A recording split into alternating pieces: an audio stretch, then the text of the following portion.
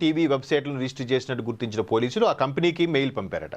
బాబు ఇవి మీవేనా, మీరు చేస్తున్నారు సమ్ ఏంటది విఆర్ ఇన్ఫోటెక్ పేరుతో ఉన్నాయి, మేబీ ఆర్ అంటే రవి అయి ఉండొచ్చు, వి అంటే ఇనీషియల్ ఏదో అయి ఉండొచ్చు, లేదా నీకు ఎవరిని పేరు అయి ఉండొచ్చు, విఆర్ ఇన్ఫోటెక్ మీదేనా ఏంటనంటే అది కాదే, ఎవరు చెప్పారు, దీనికి మీకేమైనా ప్రూఫ్స్ ఉన్నాయా, నేనైనా గ్యారంటీ ఏంటి, ఇట్లా రివర్స్ గేర్ వేసాడు. ఇవాళ రేపు అందరికీ సినిమాలు చూసి సినిమా నాలెడ్జ్ ఎక్కువైపోతుంది కదా, ఇన్వెస్టిగేషన్ అరెస్ట్ ఎవరైనా అరెస్ట్ చేయడానికి వస్తే అరెస్ట్ వారెంట్ ఉందా, సినిమాలో మనం సరదాగా చూపిస్తుంటాం అట్లా.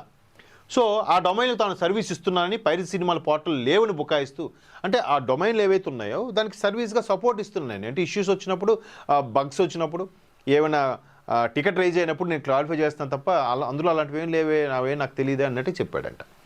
అయితే ఇంకా డీప్గా దిగారట. VR Infotech phone number, phone number దేని ప్యాన్తో రిజిస్టర్ అయింది అన్నీ చూస్తే అయ్యగారు అనే తేలిపోయి.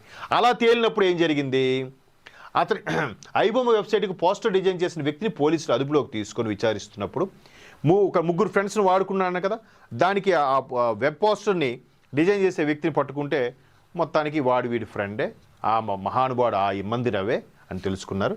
అయితే అతని ఫోన్కు మెసేజ్ వచ్చింది, తాను ఫ్రాన్స్ నుంచి హైదరాబాద్ వచ్చారంటూ రవి పంపిన మెసేజ్ అది.